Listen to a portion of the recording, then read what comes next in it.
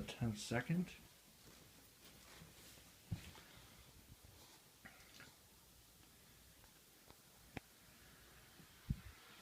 Hello, this is Curtis Crowe, Crowe Studios, also Digital Darkroom. Here I'm going to show you what is in my bag, so let's get started.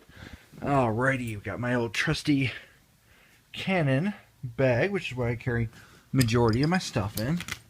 Wow. Had some people asking me what I got in here, so I want to show everyone. That's kind of like what it looks like when I open it. Yeah, everything's organized, everything's clean, everything's actually just stuffed in there.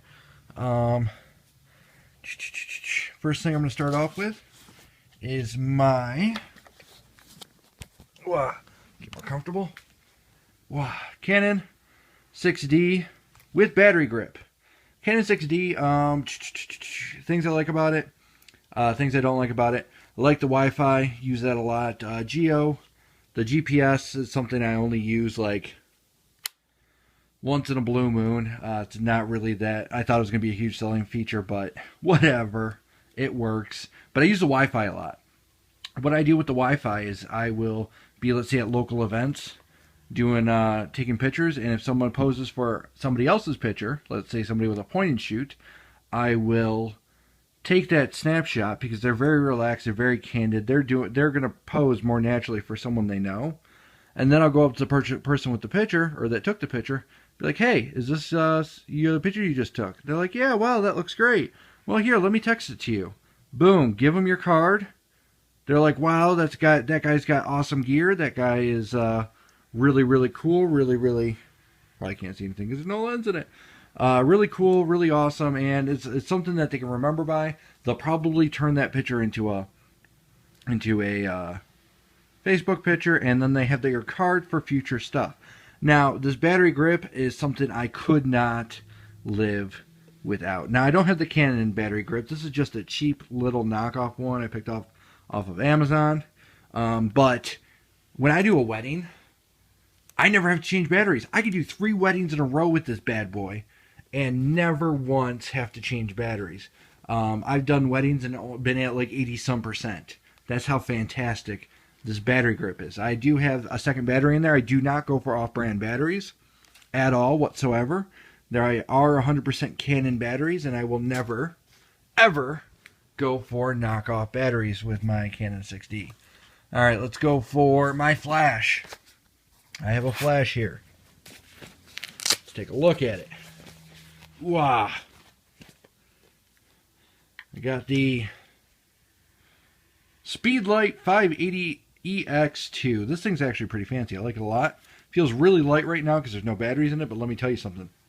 This thing adds a lot of weight once you pop in those batteries. Do I wish, or do I regret this purchase? Not entirely, but the fact that it doesn't have optical slave really bothers me. And I do understand that this is a flash that you're not necessarily supposed to use optical slave for, but in my opinion, you spend more money, you should get all the features that the cheap stuff has, along with the professional grade options as well. Let me just adjust that real quick.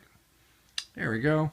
Very nice. I put a wired trigger or wired connector for this to this, and it works out great because the first thing, if you've bought in a flash and you're still mounting it to the top of your camera, I'm not going to say that's terrible of you, but you will see a huge difference the moment you take that off your camera. All right, let's see here. We have lens made in Japan. Canon. Dun. The Canon Zoom Lens EF 24 to 105 millimeter f4L IS USM. Very lovely lens. How do I feel about this purchase? I do use this lens a lot, especially during weddings. I do know that the 24 to 70 is better for weddings, but it's also not better for my wallet. So I ended up going for this one. Recommendation, if you are about to buy this, you have bought this, you want any suggestions about sharpness? I try to always shoot this when I can, if I'm on a job, at f7.1 to 8, or that f7.1, f8 is the two apertures that I usually do. I mean, they're pretty freaking close to the same thing. In order to get the sharpness I want from this lens, in my opinion, is not sharp at all at wide open. Sure, you can occasionally get a sharp image, but most focal lengths, the most focal lengths I use with this lens, which is typically I'm out farther, I don't get a sharp image unless I'm at a higher f-stop. So if you're planning on using this indoors, if you can't stop down your lens, I don't recommend this purchase. But again, this lens is not just for photography, it's also very good for videography.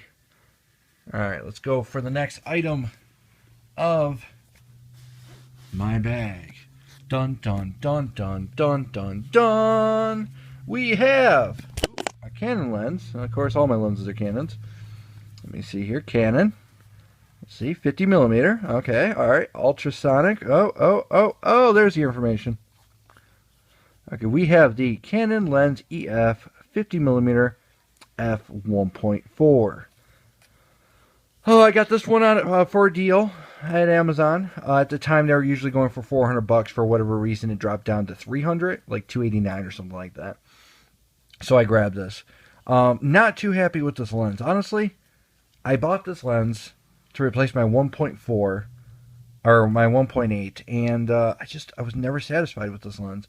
I mean, the bokeh is fantastic, and it does do really nice, dreamy pictures, but it does not give me the tack sharpness that I want unless I stop it down to an f-stop that doesn't give me the bokeh I want. So if you're really torn between buying this lens and the f1.8, go for the 1.8. You'll also notice that majority of my lens caps are also off-branch, just because I like the squishies in the middle.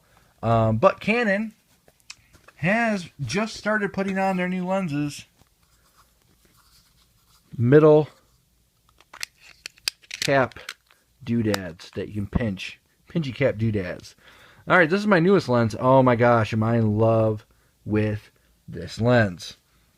This is my newest edition, which is the Canon lens EF 200mm f2.8 L lens Mark II ultrasonic. This lens is quick. This lens is fantastic. Bokeh is not quite as nice as the 100mm. Actually, honestly, nothing really touches that 100mm macro lens. I got a chance to use that for a few weeks, and woo, that lens is a bokeh machine. But this does produce very nice bokeh. If you're wondering, a lot of people don't know about this lens, which is why I like to feature it so much. But there's also an identical lens to this, except it's a little smaller. It's a 135mm.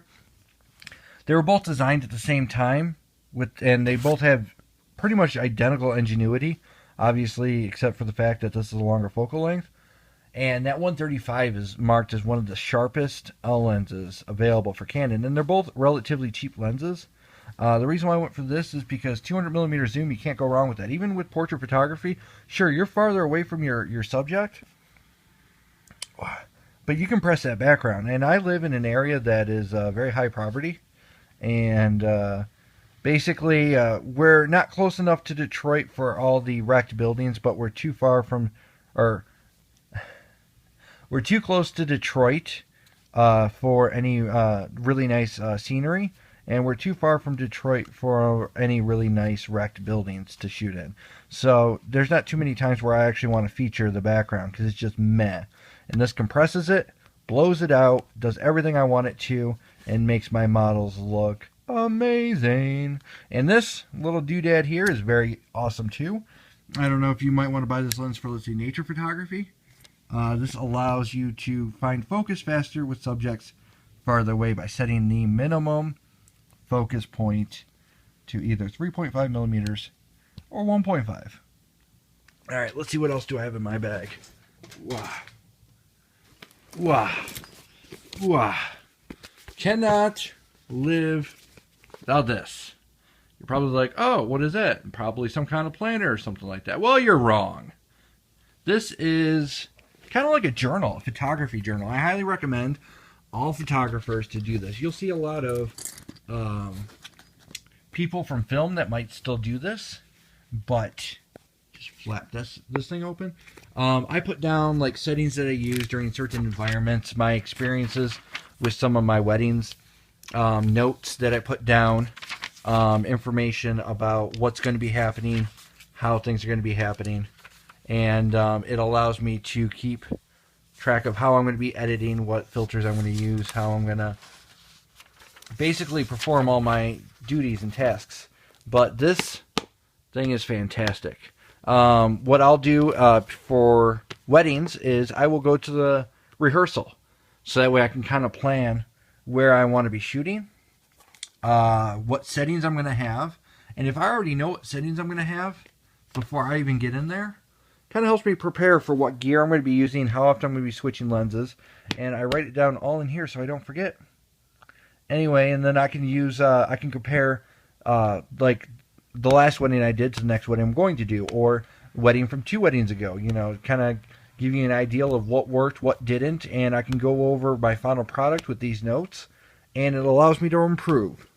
And improving is the key thing. We get so caught up in gear and all that other stuff. Sometimes you just need to remember that we're still learning. This is my cable doodad thingamajigger that goes right onto my flash and allows me to shoot my flash off camera. So I just put in that hot shoe. One end goes in one end, the other goes in the other. I got this for free actually, and off Amazon's point system. Basically, I had enough to redeem for one of these, but these are like 25 bucks, 20 bucks if I remember correctly. And it allows you to get your flash off camera, and the pictures look fantastic when you do that. So, yeah. I might even put some sample shots up of off-camera flash, just to give you an idea. And let's see here. This thing is something I keep around. It's part of my Canon 6D, technically. Oh, that's gross. Little fuzzballs. Just so I don't lose it, because I do have Geek Squad protection on all my gear in case anything breaks, because actually Geek Squad protection works fantastic with photography gear. Generally, there's a lot of things, if something goes wrong, it's not fixable, and they replace it with something new, and I like that. Got my battery charger in here. Right now, because I haven't done a wedding recently, or I do not have all my batteries in here. I do keep them out of here when I'm not having a major wedding shoot done, or event shoot that might take several hours. Because extra batteries is something that is very crucial. It's like having extra memory cards. You can't do your job if you don't have power, and you can't do your job if you don't have memory cards. But that is everything that is currently in my bag. If you guys want to see more, or if you want to know what's in my laptop bag, let me know. If you guys want reviews off any of these lenses here, let me know. I am very, very happy to do any kind of videos for you guys. Anyway, this has been Curtis Crowe of Crowe Studios, Digital Darkroom. Leave a comment, subscribe, do all that fancy stuff. Like if you like it, dislike if you don't like it. I can take negative criticism. I don't care. Comment about my teeth. I'm not offended. Anyway, more importantly, keep shooting, keep learning. The moment you tell yourself you know everything is the moment you stop learning. Anyway, that was a mini rant, so we're getting off topic, and we digress. So let me know what you guys want from me, and I'll be sure to produce it for you. Again, leave a comment, and I'll talk to you guys later. Toodles.